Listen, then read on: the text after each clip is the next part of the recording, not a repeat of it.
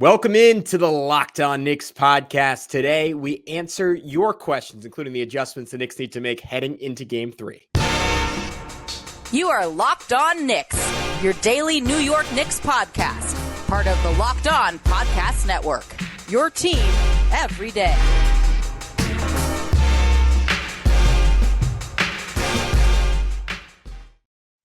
Our Locked On Knicks in today's episode is brought to you by Monopoly Go. I admit it, I have a competitive side, and it is a big fan of Monopoly Go, the mobile hit twist on classic Monopoly. So join your friends and download Monopoly Go now free on the App Store or Google Play. And I wanted to thank you for making Locked On Knicks your first listen today and every day, because we are now available on all platforms. So if you haven't already, be sure to subscribe on YouTube and hit that notifications bell to ensure you never miss an episode, and then hit the auto download function on your podcast platform of choice. But who's going to be talking to you each and every day when you make Locked On Knicks your first listen? I'm Gavin, Schall, your favorite play-by-play broadcaster's favorite play-by-play broadcaster. He is Alex Wolfe, editor-in-chief of the Strickland, the greatest Knicks website in the whole wide world. Alex, we march on to Game 3, the New York Knicks, with a 2-0 lead. And we were planning on talking about adjustments, but then we got a question about adjustments. Jordan Bubb at Bub Jordan, unofficial Locked On Knicks producer. Credit to Jordan for always asking so many great questions when we do a mailbag. He wants to know, what adjustments do you expect the Knicks to make before Game 3? So, Alex, the floor is yours. How are the Knicks going to ensure they go up 3-0? I think look, this might not guaranteed ensure going up 3-0, but I do think that the most important thing for this game is be ready for a shift in the officiating. I think the Sixers are politicking hard right now. We saw obviously their reactions immediately after the game, and all the discourse that it created. And, for better or worse, it's created a ton of discourse among like the national talking heads of the NBA. Like, oh, was the game called fair? The last 2-minute report somehow deemed that Tyrese Maxey's two-hand full shove of Josh Hart was incidental, but that the jersey tug by Jalen Brunson was a malicious, horrible foul that should have been called. So, it just seems like there is the winds are blowing for potential home cooking for the Sixers in this game. And I think the Knicks should be prepared for that and prepared for more fouls to be called. Now, I'll give the refs credit. I think through the first 2 games of the series, I think that they've done a good job with consistency. I think that as much as the Sixers want to complain and their fans want to complain and everybody else wants to complain that, the Knicks got away with fouls late in the game in Game 2, everybody got away with fouls the entire game. I mean, that was just the reality of how that game was called. And the refereeing crew was very consistent with it. Like, you can go back. I think our buddy Tom Piccolo on the Talkin' Knicks account made sure to point out that, like, if you go back even just earlier in the fourth quarter, like, Brunson was getting mugged on inbounds attempts by like Nick Batum and whoever else happened to be near him. And none of those got called either. So things have been consistent, which obviously I think benefits the Knicks, because it's clear through these first 2 games, they're the tougher team. They're the team that's going to scrap for rebounds more, which is kind of just their identity. But if there does start being more foul calls, hopefully that benefits both sides and not just make up calls to the Sixers for whatever from the last 2-minute report. So if that's the case, I hope that Brunson tries to take advantage of that. I also hope that he keeps trying to get that switch onto Tyrese Maxey as his defender. I know Maxey's done well on him through the first 2 games, all things considered, but Brunson, it was only in like 3 or 4 minutes of game time this year with Maxey as the primary defender, but Brunson ate when Maxey was defending him this year. He shot 5 of 7. I think that's the guy that you still want to try to target if you can, if you're Jalen Brunson and the Knicks. Like, try to create that switch, try to get Maxey onto Brunson, let him cook, and hopefully get some foul calls out of that too. That said, though, Maxey doesn't foul a ton. He only fouls 2.4% of the time per cleaning the glass. So I guess that's something to keep in mind. He's not a super foul happy player. And in fact, Kelly Oubre does almost double that. Kelly Oubre fouls on 3.8% of possessions. So maybe that benefits Brunson in a way if they start calling things tighter, that the things that have not, been getting called fouls might start getting called fouls, in which case that might play into some of Oubre's worst tendencies. Last couple of things that I'll just say too, like, just be ready for more free throws and more potential for free throws from Embiid, if that's even possible. I thought that he was the one guy through these first 2 games that has gotten like the benefit of the doubt whistle, that nobody else on the floor has really gotten. But just stay straight up and down with him as much as you can. I know that Clyde Frazier would disagree with this, but let him just be a standing jump shooter and just contest those jump shots, if you can, instead of, trying to like let him get moving and then he gets ahead of steam and then he pulls all the ball movement, rip through moves and all that stuff that gets him foul calls. So stay away from that. And also, like Isaiah Hartenstein, just don't get yourself into foul trouble early. That's probably my main adjustment that I would say, Gavin. I think that the officiating is going to play a part in these next couple games, especially as the Knicks hit Philly. And I think it's really important that they take at least one of two, and that's going to require sort of playing the chess match just the right way as far as how the officials go. Yeah, to me the single biggest thing is going back to dominating the non-Embiid minutes. In game 1, the Knicks were plus 21 in the 11 minutes he was off the floor, which is an extraordinarily high number. It was mostly that second quarter after or before he got hurt, even when Deuce and Bogey came in and dominated. So you could look at that and say, all right, that's a little bit of a fluke just in terms of how hot those two guys got. But the Knicks just have a lot of advantages when he's not on the court. I mean, on defense in particular, it's so funny because obviously Embiid, like, he was always a skilled big man, could always shoot the three, but his initial fame was just his strength and footwork and agility around the basket, and that's still like kind of at the heart of his game. But I think his greatest asset to the Sixers offense right now is pulling Mitchell Robinson and Isaiah Hartenstein away from the rim and basically making it Sophie's choice every time him and Maxey run any action together, because your big is just pulled away. And when he's out of the game and Paul Reed's in the game, it feels like basically since Philly's gotten him. And I was just thinking about this the other day, like, man, what if they had signed Isaiah Hartenstein? Like, they've just been struggling to find a backup center. And Paul Reed is better than what they've had in the past, but he's still just not very good. And it allows the Knicks to just park a center right at the rim. And when you can do that, it just takes away so much of what Maxey does, or makes it substantially harder for Maxey to do what he does best, which is get a big in space and blow by him, which worked pretty much every time through 2 games, except for when Isaiah Hartenstein won the Knicks the game with that extraordinary block.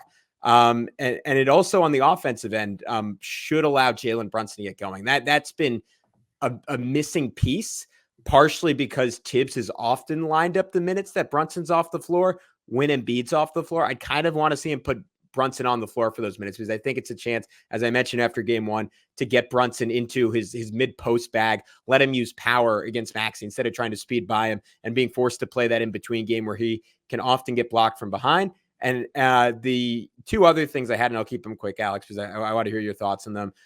One, use Isaiah Hartenstein as a dribble handoff hub. I mentioned this after game 1. To me, it's like you just need to spam the crap out of this. I know Embiid is still intimidating. I know for moments he can be an elite defender still. I'm challenging him to get up, because the Knicks got open 3 after open 3 early in this game because Embiid was sunk all the way under the basket, and it got DiVincenzo going. Like, he had 2 early threes off dribble handoffs where Embiid wasn't even in the picture. And I was shocked that Tibbs didn't keep going back to that again and again. I was shocked he didn't use that to get Brunson going. I was shocked he didn't do it for OG more, because OG did it once in the third quarter, got a wide open elbow jumper and drained it. Like, that should be happening, I don't know, 10 times a quarter. Like, just keep going back to it. And your best case scenario is they're bleeding points and Embiid has to come up and he just gets totally exhausted trying to stop that. And then the final point, I'm going to disagree with what you said. I would keep pressing into Embiid. Mitch gave up 2 threes by not doing it. The thing is, like, I think Embiid's actually more likely to drive when you give him space. When the Knicks have hounded him, like, Hartenstein's been able to knock the ball away. He's been able to force shot clock violations. We've seen steals, and you're not giving him that open shot. I think he is just not quick enough right now from a first step perspective to consistently attack that against Mitch and Ihart. So that's where I would go. Yeah, I'll go back to the point about the handoffs. I'm totally with you. I think, like, I don't know why, especially in the last game, it felt like that was something that Dante was getting, like, that was where he was sort of finding his rhythm early, and then they just kind of went away from it as the game went on. And that could even be something that you run for Brunson, like, get Brunson going on a quick handoff up at the, the top of the 3-point line, let him get a clean look off of that. Like, maybe that's what finally gets him going. I think pretty much every player on the floor could benefit from that. I think even Josh Hart to a degree, like, because then if Hart doesn't take a shot off of that, at least, maybe then he just puts the ball on the floor, drives in, takes Embiid with him, and then we've seen how lethal Hartenstein can be. If you can just draw Embiid far enough away from Hartenstein, then you could just get it to iHart, who can go up for a dunk, because Embiid is not exactly the most spry at the moment as far as like making a quick 360 to go, or a quick 180 rather, to go, turn around and face someone behind him who's trying to go up for a layup after he's, been tracking someone towards the hoop. He just doesn't have that going on for him right now. So I think that should be a core tenet of like everything they're doing. And, it opens up a lot of possibilities too, because then you can even, quickly get it back to Hartenstein and then let him, work with the ball in his hands and, against the defense that'll be confused, get OG cutting, something like that. Like, there's just so many possibilities, I think, that stem from Hartenstein starting with the ball up top.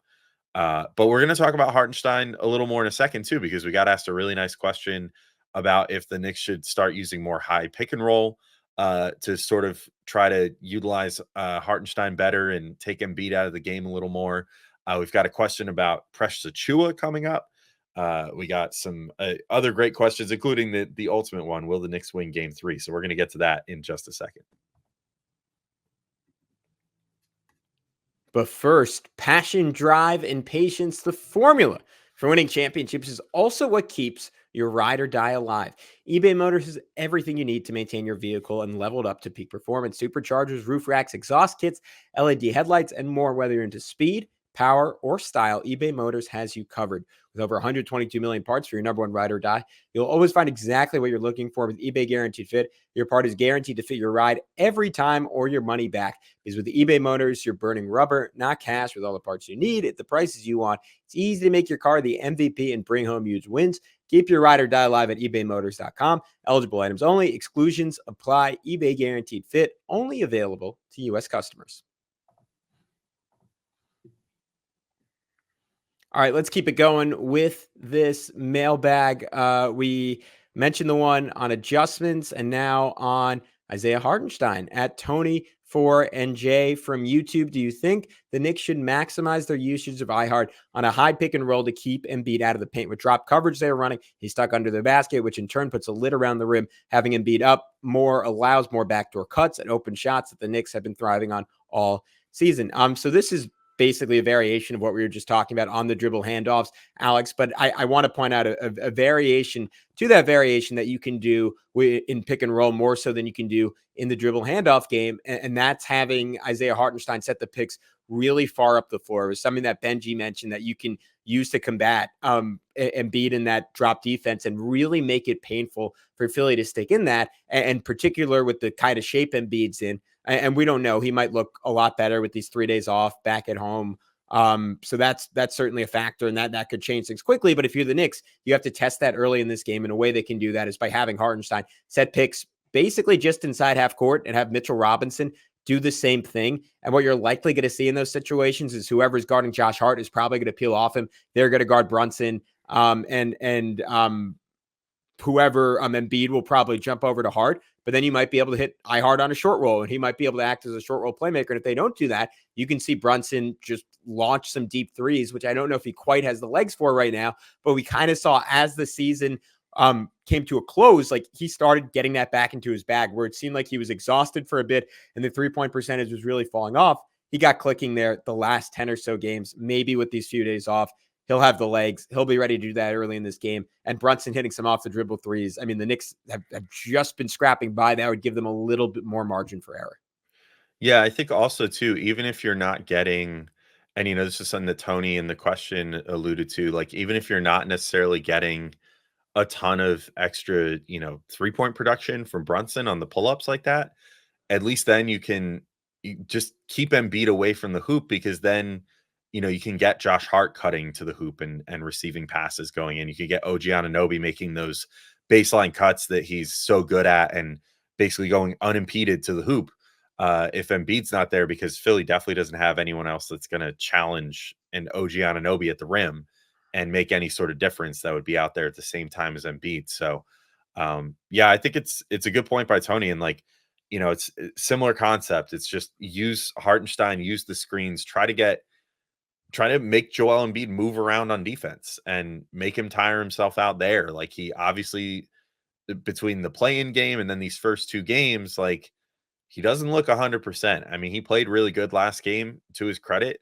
and still poured in like 30 points and whatever, but he looks off. He looks like he looks not quite like he has his win back post injury and all that. So the more you can do to kind of set up a situation where he might want to check himself out to go rest for a little bit, the better, which is going to involve bringing him up high, make him go down low, bring him up high, down low, up high, down low, over and over again. Just make him move all over the court on defense and hope that you can kind of, let that affect his offense a bit, maybe make things a little sloppier on that end, and then that leads to better opportunities for the Knicks.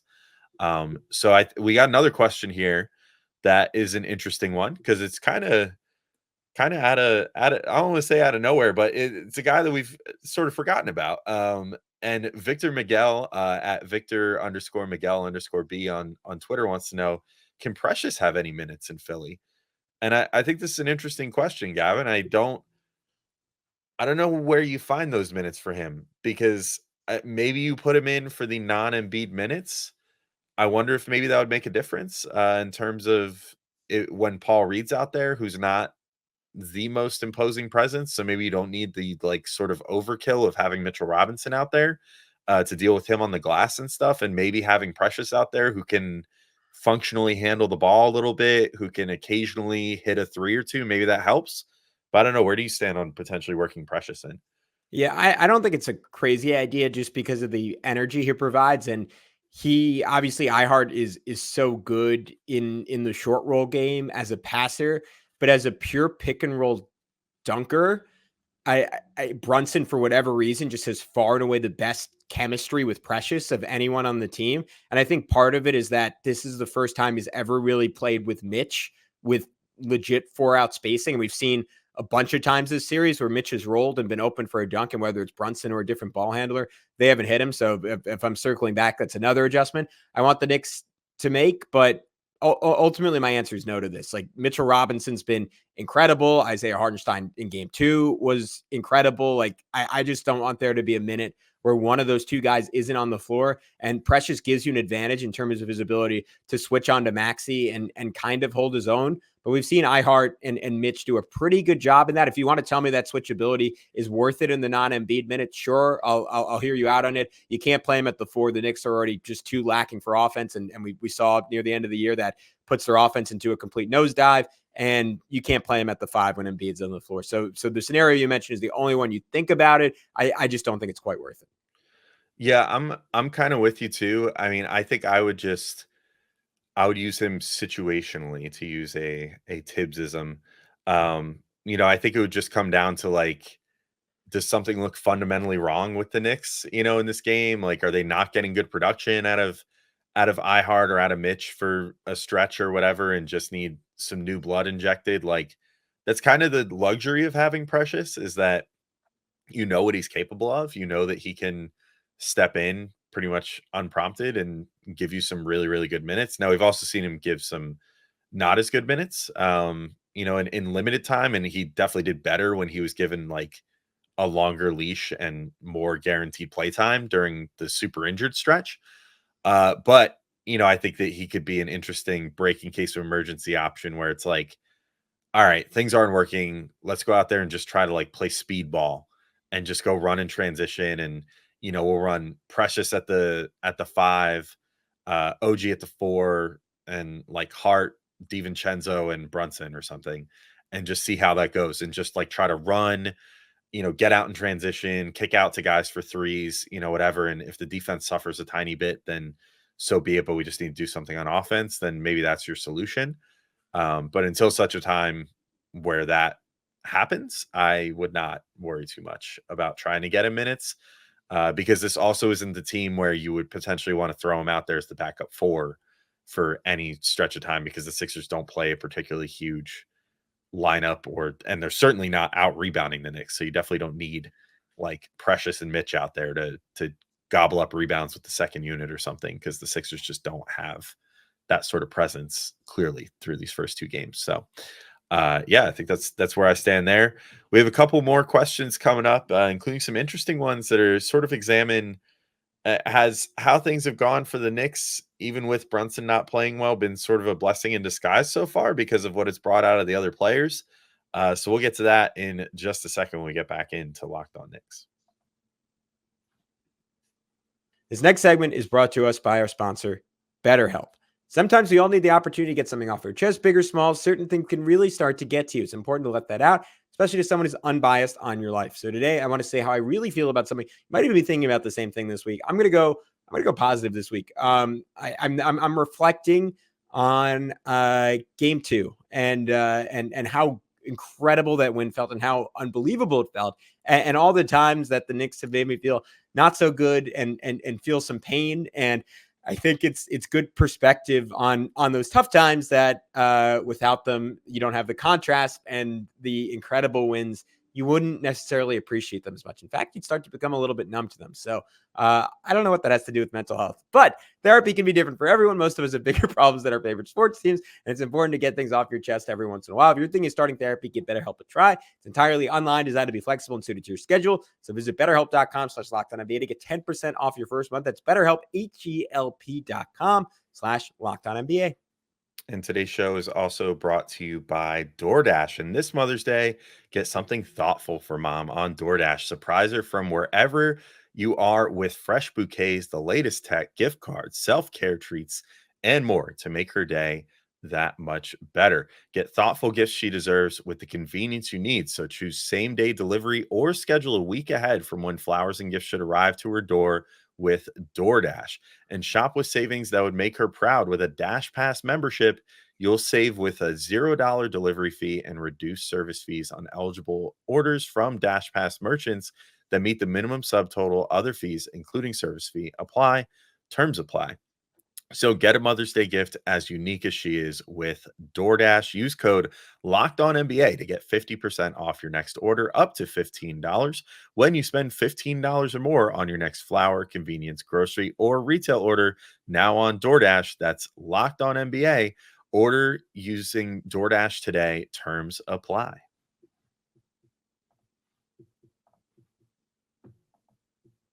All right, and we're back in to keep talking through these great questions we got from you guys. It was a late push, Gavin. We put it out during the workday.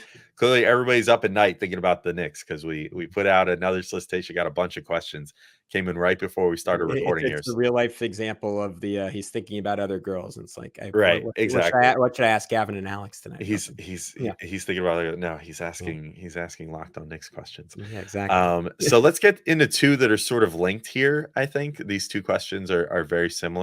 So I'm going to put them together and we can sort of talk it out here. So the first one comes from Jordan Bub, again at Bub Jordan on Twitter, wants to know, is it more encouraging or discouraging that the Knicks offense hasn't looked good across these two games? And then another question, which came from Absolute Divine NYC on YouTube, that wants to know, don't you think that Brunson's ineffective offense might be a blessing in disguise if we're able to get past the Sixers with our other players contributing and carrying Brunson, because they know he's been carrying them all season? So it's like they're not only playing for Tibbs and themselves, but also for Brunson. Gavin, I don't know if I totally agree with that last part of the question from Absolute Divine there, as far as like the Knicks needing extra motivation or anything. He's also not dead. He's just not playing well. But yeah, he's just not playing well. So I mean, he's still out there. He's still directing traffic. He's still bringing the ball down the floor most of the time. You know, like, I'm sure that they are trying to pick him up, and he clearly feels like crap about how he's been playing based off his post-game interviews, where he's just been like, yeah, I mean, we wouldn't be in all these tight situations late in games if I could just make more shots and all that. You know, if you read between the lines, that's more or less what he's saying. But I don't think that Josh Hart and DiVincenzo are like playing harder just because they gotta, you know, pick their bro up, you know. I think they're just playing hard to play hard. That said, if I were to get into the meat of this question, is this sort of a blessing in disguise that they're still 2-0 given how they've played so far? I kind of think so. I mean, it's not like we're seeing anything new out of these guys, but we are sort of seeing just a test for them, We're seeing like Dante DiVincenzo had a rep in his career for maybe not being a playoff performer, like being a guy that can get you a really good regular season and then kind of wilts in the playoffs. That happened with the Bucks. That happened with the Warriors.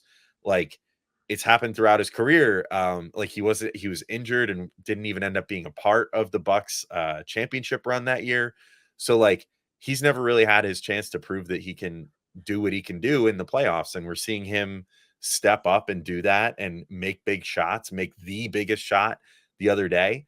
And it looks just like the regular season. Josh Hart, we had so many questions about coming into the series after last year, after how things went in that Heat series and how his postseason ended.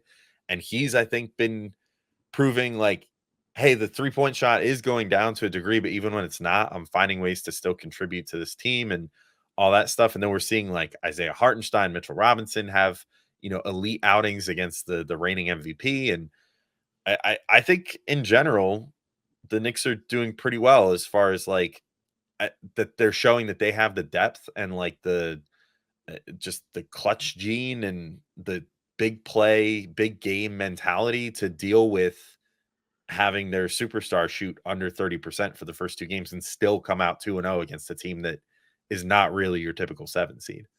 Yeah, Josh Hart is the guy who I look to in this. Your website, The Strickland, put out a tweet today. 2023 playoffs for Josh Hart: 10 made threes in 11 games. Josh Hart 2024 playoffs: 8 made threes in 2 games. I mean, doesn't that say it all? I mean, not just that he's shooting it better, but he has to be getting them up just to get to that point. I probably should have gone and checked out the attempts, and I bet what is he, something like 8 for 17, 8 for 19 so far, and he probably took 33s through 11 games in last year's playoffs, maybe 43s. It's stunning how much more confident he is. And I think two things are at odds in Josh Hart at times. Like he does kind of have that ultimate DAWG dog factor, but also he's exceptionally smart. And I think sometimes that limits him. And that is like, why the F am I taking a 3 when Jalen Brunson's on the floor, and him taking any 3 is better than me taking open 3. I know that, so I'm going to let him be the one to shoot. And then I said it during last pod. I go back to that Mavericks game mid-season where Jalen was out and Randall was out and Anunoby was out, and he said, "Screw it! Like I'm just going to start firing." And he started making crazy shots because he had to take them. And with the way Brunson's playing, he's had to take and make crazy shots, and he's done it. And to me, that's what both questions are getting at.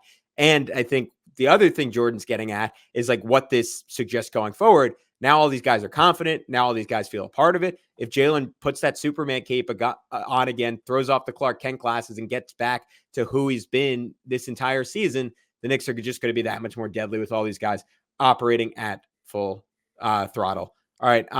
Next one comes from, we did that one. We have Jordan Bub. Do you want to get to this, Alex, real quick? What adjustments do you think the Sixers will or will not make in Game 3? Because to me, like coaching wise, strategy wise, outside of maybe getting the timeouts called that they want, like they've done a fantastic job guarding Jalen Brunson. I think they've been really sophisticated in how they've guarded the Knicks in general. Offensively, you could say maybe there are moments where they have to kick it out and try and get guys like Buddy Hield going a little bit more. But overall, like I don't think it's been a strategy issue. I think it's been an execution issue in the final minutes of these games for Philly. Yeah, I don't really know how much more they could do other than just making their role players perform, which is easier said than done. I think that if they were getting more shot making out of like Tobias Harris or Kelly Oubre or literally anyone other than Maxey and Embiid, there's a reasonable case they could be 2-0 in this series, Yeah. but that hasn't happened. And that's probably, but I mean, outside of the fact that Embiid, missed as much time as he did, like, they did end up the 7th seed ultimately in this year's playoffs. And, we saw teams like the Knicks, still have the depth to absorb, having guys get hurt and having, Julius Randle get hurt and have various people out for different amounts of time. And the Sixers, it seems like, just don't have that elite depth behind those top 2 stars. So yeah, I think game plan wise, they've been great. It's just going to come down to, is the officiating going to turn so aggressively that it's going to like really affect them and help them? I don't know. The other wild card is D'Anthony Melton apparently might give it a go for Game 3, and they were very, very good when D'Anthony Melton played this year, and that just throws another wrinkle into a guy that they could put on Jalen Brunson that could give him fits. That said, if I'm the Knicks, I probably am thinking like, bring him on. D'Anthony Melton, who hasn't been able to stay healthy for more than like 10 minutes of game time since December 31st. Like, sure, if he feels good to go, let him work the rust off while Jalen Brunson, works his rust off too. And we can figure it out together. So I don't know how much of a factor he'll play coming off that injury, but it will certainly be interesting to see. But yeah, I think we can get to our final question here, which is the simple one, the easy one. May as well make our predictions here. Jordan Bub wants to know, do you think the Knicks win game 3 and why or why not? Gavin, I'll let you answer that one first. Every part of my body is screaming to say Sixers and reverse jinx it and be negative and not set myself up for failure. But I genuinely, I don't think I believe it at this point, because that game 2 just felt like such a resolute example of the Knicks are going to find a way to win unless Philly like kills them and puts them away. And Philly's like, for all of Tyrese Maxey's brilliance, and I mean, it's hard to argue he hasn't been the single best player in the series so far. It's hard to argue Embiid's been maybe any worse than the third best player. I'm going to say they've been the top 2 players in the series, and the Sixers are still down 0-2. And ways Philly wins this game, like if Tobias Harris just hits a few threes, if Batum has a fluky hot shooting game, Buddy Hield finally makes a shot or two. But the Knicks are just the tougher team. Jalen Brunson, I think it'd be stunning, and you'd have to start thinking there's some kind of injury there if he didn't finally have a really good game. So I got to go Knicks in a close one. I wouldn't be shocked if Philly wins, but I don't know. All the evidence we've seen is that the Knicks are going to pull this off. My prediction is I think that the Sixers are going to take one of these 2 games. I don't know which one it's going to be. I don't know if it's going to be game 3 or game 4. I think the Knicks do get a closeout opportunity at game 5 at home. I don't know.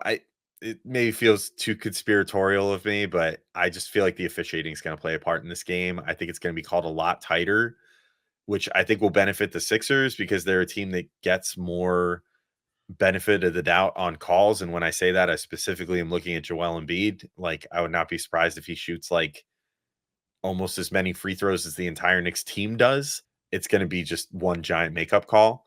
I hope I'm proven wrong. I hope that the officiating holds up, because honestly, I love how the games have been called, and not just because it benefited the Knicks. Like, I hate when games get decided by officials, and when like a foul call in the final 5 seconds is what ultimately decides a game, when it was marginal at best, or when they had been letting certain things go and then all of a sudden decide to start calling them. There's nothing more frustrating than that. So I love the stuff, even though it's been resulting in a lot of the Knicks getting mugged too. Like, I would prefer that to refs overusing the whistle. I just feel like this is going to be one of the games where they overuse the whistle, and ultimately it's going to go the Sixers' way. And then I think the Knicks figure it out on Sunday and maybe just straight up out talent them and out Jalen Brunson them by Sunday. Of course, I would assume that he doesn't figure it out on Thursday, which if he figures it out on Thursday, then maybe they just win that game too. But either way, only one way to see, and that's to watch the games, and that's coming up tonight. So we'll, of course, have a recap for you guys coming up tomorrow, and then we'll have a recap of game 4 on Monday for you guys. So lots of stuff coming up, plus more great episodes like this one in between to keep you guys satiated between Knicks games. But until then, thank you all for listening, and we'll talk to you soon. Peace out, everybody.